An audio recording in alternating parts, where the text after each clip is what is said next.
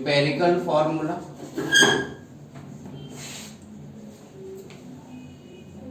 Versus molecular formula.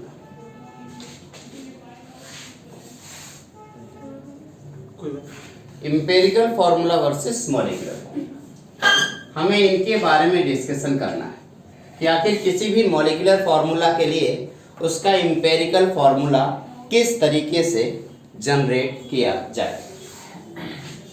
अच्छा, इससे पहले कि मैं आपको एम्पेरिकल फॉर्मूला बताऊं, मैं बेसिक सा थोड़ा सा एक छोटा सा क्लास सेकंड वाला थर्ड वाला एक क्वेश्चन पूछ लेता हूं। क्या कोई मुझे 150 डिवाइडेड बाई 50 इसको सिंपल करके बता सकता है? इसका सिंपलेस्ट फॉर्म, चलो मैं सिंपल करता हूं। पहले 2 से डिवाइड कर दूं, तो अगर 2 से डिवाइड करूंगा बताओ ऊपर कितना आएगा? 75, नीचे कितना आ जाएगा?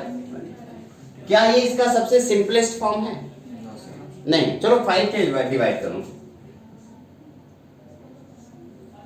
ठीक है, और नीचे कितना आ गया? क्या ये इसका सबसे सिंपलेस्ट फॉर्म है? नहीं। चलो एक काम करते हैं और 5 से काट कर देते हैं। क्या ये सबसे सिंपलेस्ट फॉर्म?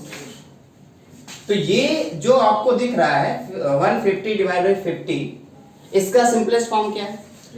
3/1। अच्छा, 75 बाई 25 का सिंपलेस्ट फॉर्म क्या है? Simplest form 3/1। और 15/5 का सिंपलेस्ट फॉर्म क्या है? 3/1। ये 3/1 जो आपको दिख रहा है, ये तीनों का सिंपलेस्ट फॉर्म हो सकता है क्या? हाँ हाँ, बिल्कुल हो सकता है। इसी तरीके से केमिस्ट्री में एक सिंपलेस्ट फॉर्म तैयार किया गया। हर एक मॉलिक्यूलर फॉर्मूला का एक सिंपलेस्ट फॉर्मूला तैयार किया गया और उसको हमने नाम दिया एम्पेरिकल फॉर्मूला।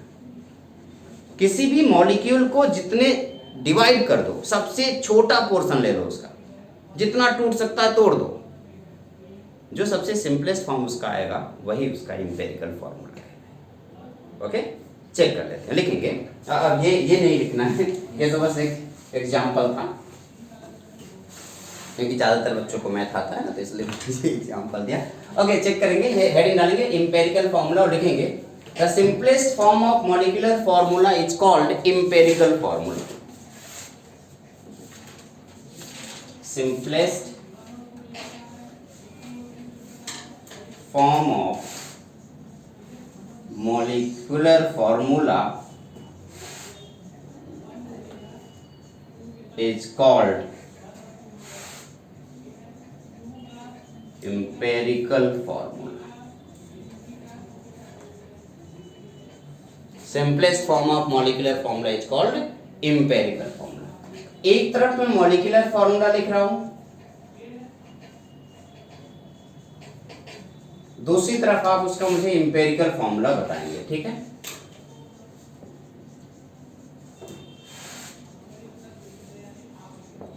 ओके, चेक करो।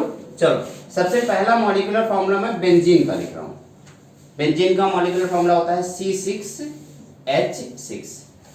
कौन सा ऐसा नंबर है जिससे इसे, मैंने क्या बोला था मेरी क्लास में, कभी भी उस टाइम पे मत लिखना जब मैं बोर्ड पे लिख रहा हूं, आप लोग मानोगे नहीं, कान पकड़ करके ऐसे उसकी बात बताना पड़ेगा। आप सुन रहे हो बाद में, नहीं तो फिर बाकी टीचरों की तरह मैं भी लिखूंगा और इरेज मैं तो बोल दूंगा आप लोग साथ में लिख रहे थे। आप जब तक मैं बोर्ड पे लिखूं तब तक कोई लिखेगा नहीं, बस चुपचाप मुझे देखेंगे, मतलब मुझे नहीं चुपचाप बोर्ड की तरफ देखेंगे और इसको समझने की कोशिश करेंगे, ठीक है? हाँ, इतना जब मुस्कुराता हुआ चेहरा है, अब देखने में शर्म आ रही है आप लोगों को, बताओ मैं भी लिख रहा हूँ आप भी लिखते रहोगे, ऐसे फायदा क्या होगा? तभी आप मेरी तरफ देखेंगे, बोर्ड की तरफ देखेंगे और आराम से इसको समझेंगे, फिर जाके लिखने का प्रॉपर टाइम आप लोगों को दिया जाएगा। ओके, तो C6H6 ये क्या हो गया आपका? बेंजीन हो गया, मॉलिक्यूलर फॉर्मूला। इससे फायदा क्या होता है ना, कि जैसे कि टीचरों का दिमाग कॉन्टिन्यूसली कभी कभी होता है कि बोर्ड पे नहीं है, किसी के बारे में सोच रहे हैं, तो कुछ गलतियां हो सकती हैं बोर्ड पे, तो आप एकदम फोकस करेंगे ना बोर्ड पे, तो हो सकता है मुंह से कुछ और निकले, लिख रहा है कुछ और, तो फिर आप बोल देंगे हाँ सर आप बोलिए रहे हो, लिख इसलिए रहे हो, तो तुरंत पता चल जाता है। ठीक, आप अपनी कॉपी में लिखे पड़े, तो मैं जो भी बोर्ड पे लिख दूंगा आप ऐसे लिख दोगे, तो फिर बाद में जाके बोलोगे सर ये डाउट आ गया, ये समझ नहीं आ रहा है, इसलिए ये काम नहीं करना। आप पहले बोर्ड पे देखेंगे, लिखने का पूरा प्रॉपर टाइम आपको मिलेगा। नहीं मिलेगा तो सेल्फी ले लेना, उसमें क्या। तो मॉलिक्यूलर फॉर्मूला हो गया C6H6, ठीक। तो C6H6 को एक ऐसा नंबर बताओ जिससे तोड़ने के बाद, डिवाइड करने के बाद इसको और किसी से डिवाइड नहीं किया जा सकता। कौन सा नंबर? क्या वो 6 है?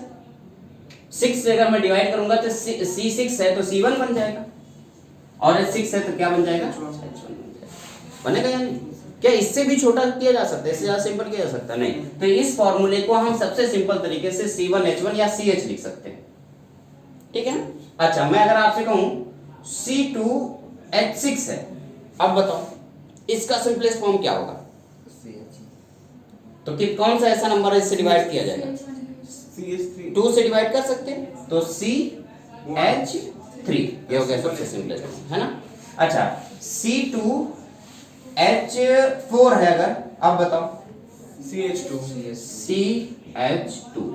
अच्छा, मैं आपसे कह रहा हूं C2H2 है अगर, अब बताओ CH हो गया। तो आप देखेंगे कि C6H6 ये क्या है? बेंजीन। तो बेंजीन का एम्पिरिकल फॉर्मूला क्या है? CH। C2H2 इसके इथाइन बोलते हैं, ये इथाइन है ना, तो इथाइन का भी सिंपलेस्ट फॉर्म क्या है? CH। तो दो अलग अलग मॉलिक्यूलर फॉर्मूला का सिंपलेस्ट फॉर्म सेम हो सकता है, ठीक है, कोई दिक्कत तो नहीं। ओके, तो आपने कहा कि सर ये जो पर्टिकुलर नंबर हमें दिखाई दे रहा है, हमें ये नंबर ढूंढना होता है कि कौन सा नंबर है जिसको हम जिससे हम इसको डिवाइड करेंगे तो सबसे सिंपल फॉर्म आ जाएगा। यहाँ बताओ कौन से नंबर से डिवाइड किया? यहाँ पे हमने कितने से डिवाइड किया? 6 से। यहाँ पे वो नंबर बताओ 2 से, और यहाँ पे n की वैल्यू क्या थी? 2, वो नंबर जिससे हमने इसको डिवाइड किया। यहाँ पे बताओ n की वैल्यू क्या थी? 2, जिससे हमने इसको डिवाइड किया। यहाँ पे 2 भी n की वैल्यू कितनी है? 2, जिससे हमने इसको डिवाइड किया। चलो, मैं कह रहा हूँ C6H12O6, बताओ कौन सा नंबर है? 6। अगर n की वैल्यू 6 लेते हैं, 6 से इसको डिवाइड कर लेंगे, बताओ क्या हो जाएगा? CH2O। C6H12O6 क्या है?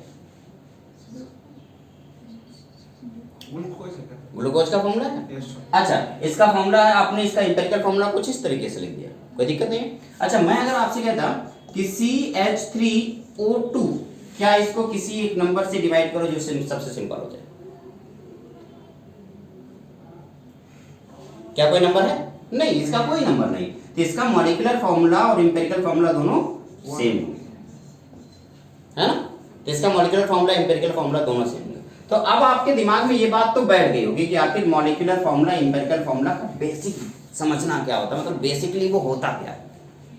अब क्वेश्चन ये है कि मान लीजिए अगर मैं आपसे पूछता कि आप हर एक मॉलिक्यूलर फॉर्मूला का अपना एक मॉलिक्यूलर मास होता है जो आपको कैलकुलेट करना सिखाया गया था। कैसे सिखाया गया था? 6 मल्टीप्लाइड बाई कार्बन का मास कितना होता है? 12 प्लस 6 मल्टीप्लाइड बाई हाइड्रोजन का मास कितना होता है? 1। ये मॉलिक्यूलर मास कैलकुलेट करना सिखाया गया था। क्या इसी तरीके से हम एम्पिरिकल मास भी कैलकुलेट कर सकते हैं? अब जरा एम्पिरिकल मास, मॉलिक्यूलर मास और इस n के बीच में एक रिलेशन बता दो कि अगर हम एम्पिरिकल मास को n से मल्टीप्लाई करेंगे तो क्या ये मॉलिक्यूलर मास के इक्वल हो जाएगा? यस और नो? सिंपल।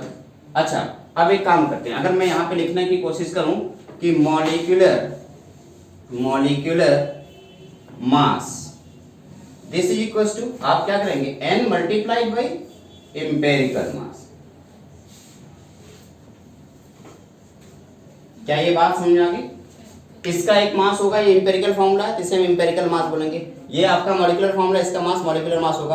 अगर मॉलिक्यूलर मास को हम n से डिवाइड कर दें या हम एम्पिरिकल मास को n से मल्टीप्लाई कर दें तो ये निकल आएगा। n की वैल्यू बताओ यहां से हमें कैलकुलेट करना हो तो कैसे निकलेगा?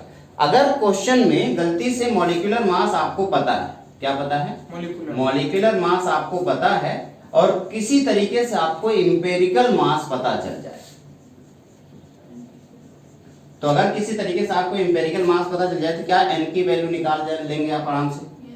कैसे निकालेंगे? Molecular mass divided by empirical mass. लेकिन अब क्वेश्चन ये है कि एम्पिरिकल मास तो तब पता चलेगा ना जब आपको एम्पिरिकल फॉर्मूला पता हो। यही तो है, एम्पिरिकल फॉर्मूला कैसे पता चलेगा? इस एम्पिरिकल फॉर्मूला को थोड़ा सा समझना पड़ेगा, है ना।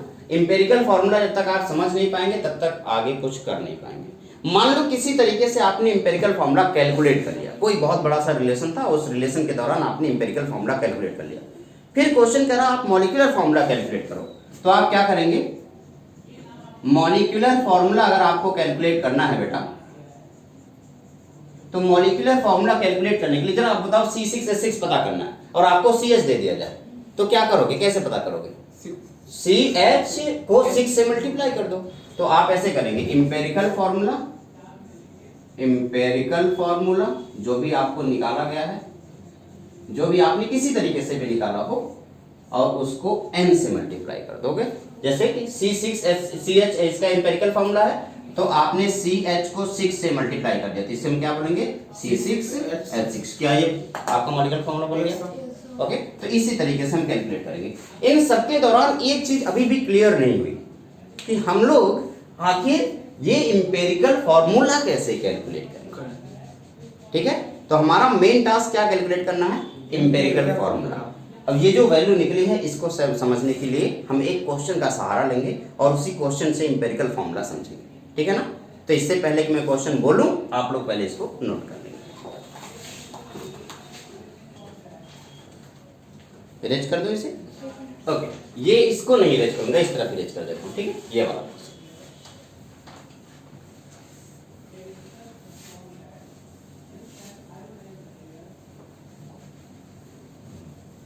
ये तो आपने अपनी कॉपी में नोट कर लिया। ठीक है, अब इसको भी इरेज कर देता हूं, अब तक नोट कर लिया होगा। सपना बड़े धीरे धीरे प्यार से लिख रहे। Okay okay,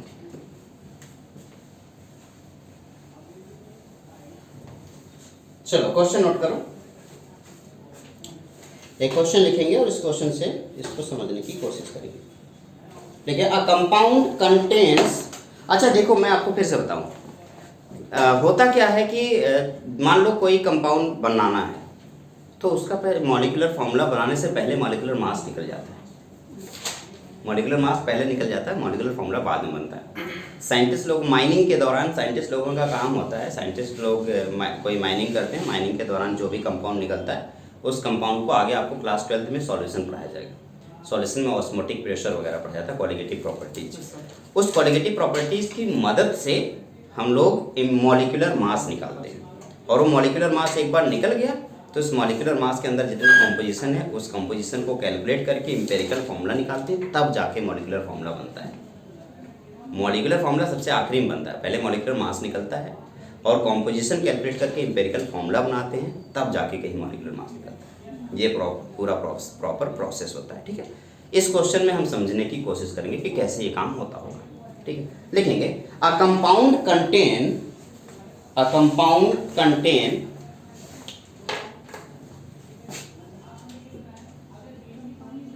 a compound contain 4.07% hydrogen, comma 24.27% carbon and 24.27% carbon and 71.65% chlorine. ठीक है, ओके, ये इतनी चीजें दिया हुआ है। इट्स मोलर मास, देखो मोलर मास इस बार उन्होंने दे रखा है। Its molar mass is 98.96 gram. Full stop. What are its empirical formula?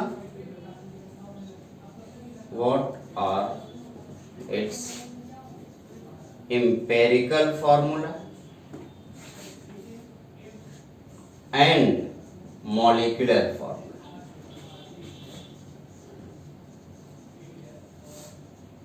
ठीक है ना? आइए इस क्वेश्चन को सॉल्व करें। इस क्वेश्चन को सॉल्व करने के लिए, इस टाइप के क्वेश्चन को सॉल्व करने के लिए सबसे पहला टास्क क्या होगा, जो भी आपको एलिमेंट दिया गया है उस एलिमेंट को आप लिख लीजिए। और परसेंटेज देने का मतलब हम बेसिस लेके चलेंगे कि हमारे पास जो सैंपल है वो सैंपल 100 ग्राम का है। भाई कोई भी कैलकुलेशन करने से पहले आप एक सैंपल लोगे ना, तो जो भी सैंपल हम लोगों ने एक्सपेरिमेंट के दौरान लिया है वो सैंपल हमारा 100 ग्राम का है। तो उस 100 ग्राम के सैंपल में जो भी परसेंटेज निकला है, क्या वो परसेंटेज उसका वेट हो जाएगा? यस और नो? आउट ऑफ 100 जो भी निकलता है वही तो वेट होता है। तो हमने कहा कि अगर हमने परसेंटेज निकला, मान लो हम लोगों ने क्या किया, 100 ग्राम का सैंपल लिया है, उस 100 ग्राम में या 100 ग्राम में 4.07% हाइड्रोजन है, यानी कि हाइड्रोजन कितना ग्राम है? आउट ऑफ 100 हाइड्रोजन 4.07 ग्राम। क्या यही हुआ? कितना आसान हो जाएगा, 100 होगा, 100% ले लिया। भाई बेसिस हमने कितना लिया है? 100, यानी कि जो भी काम कर रहे हैं उस 100 को लेके चलेंगे। ठीक है, तो जो मास दिया हुआ बेटा, वेट जल्दी बताओ कितना है? अब एलिमेंट अलग लिखूंगा, उसका वेट लिखूंगा। अच्छा वेट पता है हर किसी का, हमें क्या मोलर मास सबका पता होना चाहिए? मोलर मास सबका पता होना चाहिए। अच्छा मास पता है, मोलर मास पता है, तो क्या मोल्स निकाल लेंगे? यस और नो? मोल्स निकल जाएगा। एक बार हम मोल्स कैलकुलेट कर लेंगे तो जरूरत पड़ने पे उसको सिंपल करने की जरूरत पड़ेगी तो हम सिंपल करेंगे, वो तो बात की बात है। पहले इधर देखो एलिमेंट कौन कौन सा है, पहले लिख लो। एलिमेंट आपके पास है कार्बन, हाइड्रोजन और कौन है? क्लोरीन। कार्बन का कितना परसेंट है? कार्बन कितना है? 24.27 इतना है। अच्छा कार्बन का मोलर मास कितना होता है? 12। ठीक है, हाइड्रोजन कितना है? 4.07। हाइड्रोजन का मोलर मास कितना होता है? 1। क्लोरीन कितना है बेटा? 71.65। और इसका मोलर मास कितना होता है? क्लोरीन का 35.5।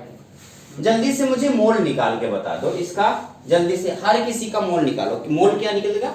Given mass by molar mass. Given mass पता है, मोलर मास पता है, फटाफट निकाल के बता दो।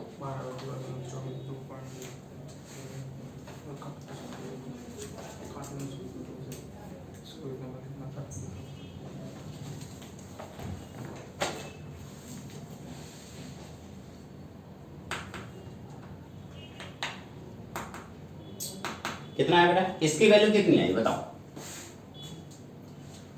2.0 कितना?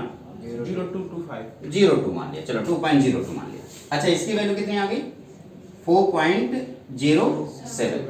अच्छा इसकी वैल्यू कितनी है? 2.01।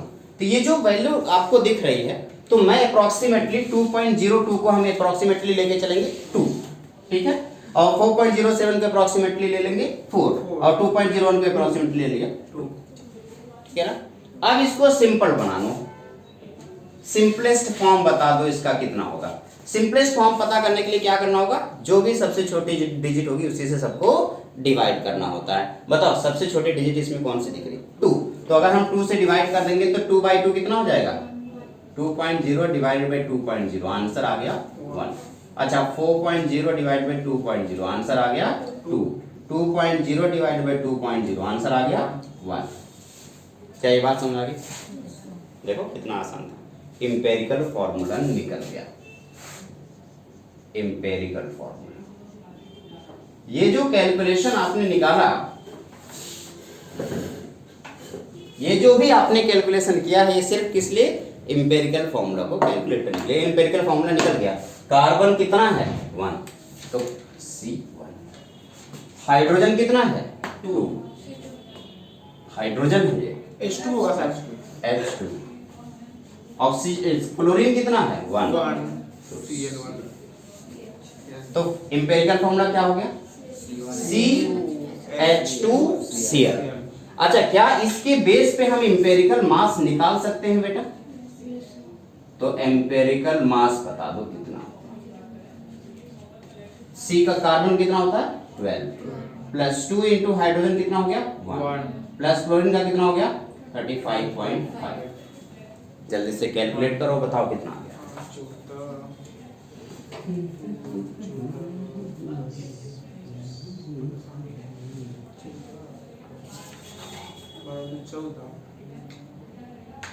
14 मल्टीपल 3.5 आया? प्लस है, यहाँ पे प्लस है। कितना होता है? बोलो बोलो कितना? अरे कोई कैलकुलेट ही नहीं कर पा रहा। 12 प्लस 2 प्लस 35.5, 12 प्लस 2 प्लस 35.5 कितना आ रहा? 49.5 आ रहा। क्या सच्ची में इतना आ रहा है? ओके 49.5। Okay good. ओके एक काम करते हैं, चेक कर लेते हैं। हमें एम्पेरिकल मास की वैल्यू 49.5 आ गया, कोई दिक्कत नहीं। अब हमारे पास एक और फॉर्मूला था, एन की वैल्यू कैलकुलेट करना। बताओ एन की वैल्यू कैसे कैलकुलेट करते थे? एन की वैल्यू कैसे कैलकुलेट करते थे? Molar mass divided by empirical मास, यही तो था।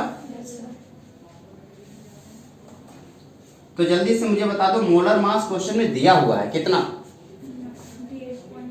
98.96 डिवाइडेड बाई एम्पेरिकल मास हम लोगों ने कितना निकाला? 49.5। अप्रोक्सीमेट आंसर बताओ जल्दी से कितना होगा? क्या ये 2 के आसपास आ जाएगा? एन एक डिजिट है, एक पूरी की पूरी डिजिट है, वो फ्रैक्शन में नहीं होना चाहिए। तो कितना आ गया? अप्रोक्सीमेट वैल्यू हम लोगों ने कैलकुलेट की, वो कितना आ गई? 2। अब एन की वैल्यू 2 हो गई। एम्पेरिकल फॉर्मूला आपको पता है, तो क्या मॉलिक्यूलर फॉर्मूला पता चल जाएगा क्या? तो क्या होता है molecular formula? Empirical formula into 2 into n, यही तो होता था। तो जल्दी बताओ एम्पेरिकल फॉर्मूला कितना है? CH2Cl, एन की जगह पे 2, आंसर कितना आ गया? C2H4Cl। तो अब आपके पास सारी चीजें, एम्पेरिकल फॉर्मूला, ये फाइनल आंसर। एम्पेरिकल फॉर्मूला कितना है बेटा? एम्पेरिकल फॉर्मूला कितना है?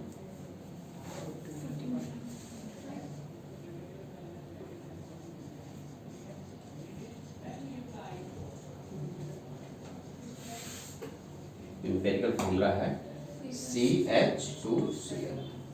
मॉलिक्यूलर फॉर्मूला कितना है?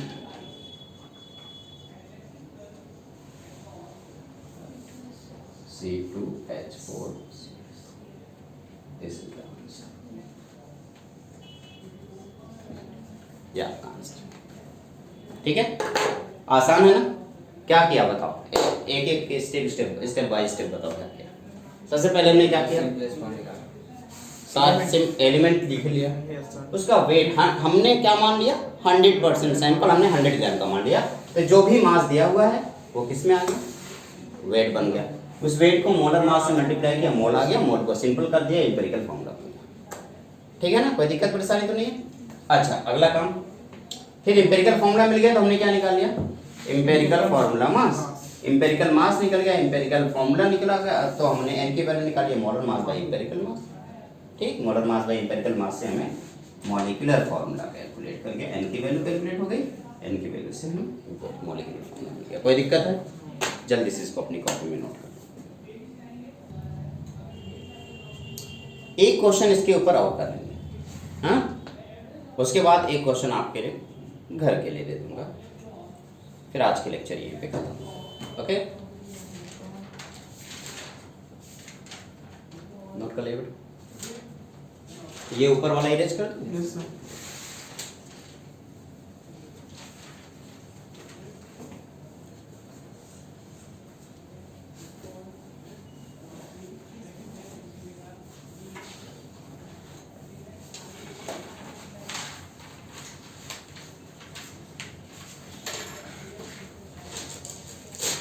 अब तक तो पूरा नोट कर लिया हूँ।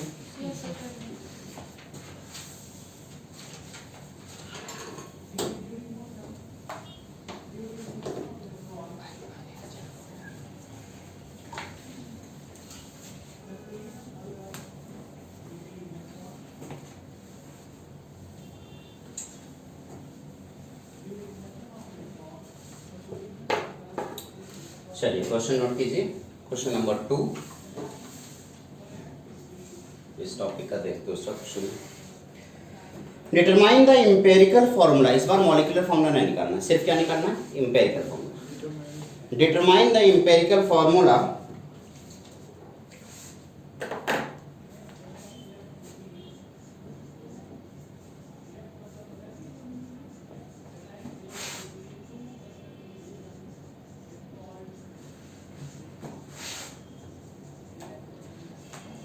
determine the empirical formula of an oxide of iron,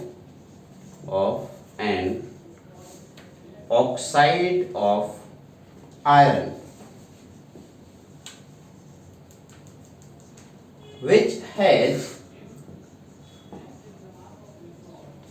जो भी आयरन का ऑक्साइड है उसके पास 69.9% iron, which has 69.9% iron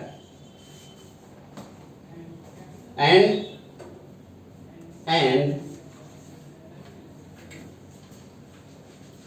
30.1% dioxygen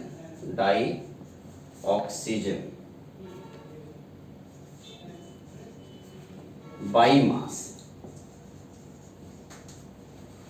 एक हमारे पास एक आयरन का ऑक्साइड है और उस आयरन के ऑक्साइड में आयरन कितना परसेंट है देखो बेटा।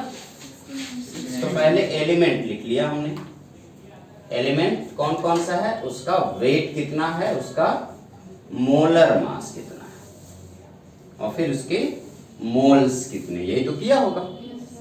चलो अब काम करो, जल्दी बताओ एलिमेंट कौन कौन से हैं। आयरन है और ऑक्सीजन। तो आयरन कितना है, 69.9। तो 69.9 ये आपका आयरन हो गया। इसका मोलर मास पता है किसी को आयरन का?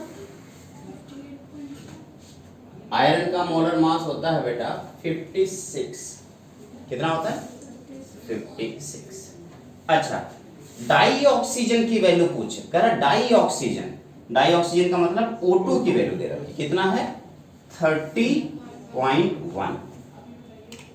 अच्छा, इसका मोलर मास कितना हो गया 32।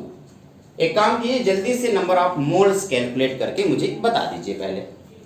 चलो, आयरन का है अभी 1 नंबर ऑफ मोल्स आयरन का कितना आ गया 1 2 3 पॉइंट 1 2 12 पॉइंट 1.24। ओके, अब इसका कितना आया 0.94।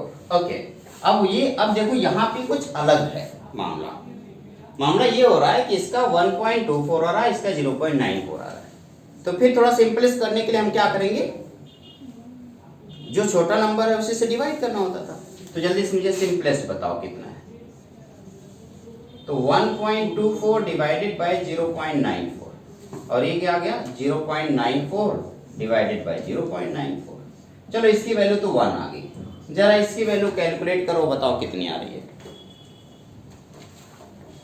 कितना आ रहा है बेटा 1.31। अच्छा, अब 1.31 आ गया इसकी वैल्यू, और नीचे वाले की वैल्यू 1 आ गई। अब हमें एक ऐसा नंबर डिसाइड करना है, ध्यान दें, अब मामला अभी भी होल नंबर पे नहीं पहुंचा है ना। तो हमें एक ऐसा नंबर डिसाइड करना होगा जिस नंबर से मल्टीप्लाई करने के बाद आपका ये जो पूरी वैल्यू आपको दिख रही है ये होल नंबर में कन्वर्ट हो जाए। तो 1.3 को अप्रोक्सीमेट 3 से मल्टीप्लाई करेंगे तो क्या हो जाएगा, जरा मुझे बताओ। क्या 4.93 आ जाएगा या अप्रोक्सीमेटली 5 आ जाएगा? यस और नो, होगा या नहीं?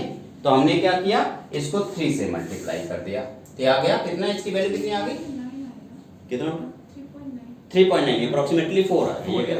ओके, तो इसको मैंने मल्टीप्लाई किया, 3 से क्या हो गया 4 आ गया, और इसको जब इसको 3 से मल्टीप्लाई करें तो इसको भी 3 से मल्टीप्लाई करना होगा, ये भी 3 आ जाएगा। अब आपसे पूछा जाए कि जरा एम्पेरिकल फॉर्मूला बताओ कितना हो जाएगा। एम्पेरिकल फॉर्मूला कितना हो जाएगा बेटा? आप कहेंगे आयरन कितना है Fe4, O कितना होगा O6। थोड़ा सा हमें एक दिक्कत आ रही है क्योंकि ये O2 है, तो 3 और 2 मल्टीप्लाई बाई 6, तो बताओ इसको थोड़ा सा छोटा कर देंगे तो सिंपल फॉर्म में कन्वर्ट करेंगे तो Fe2O। This is our empirical formula. कोई दिक्कत है किसी को? ठीक है।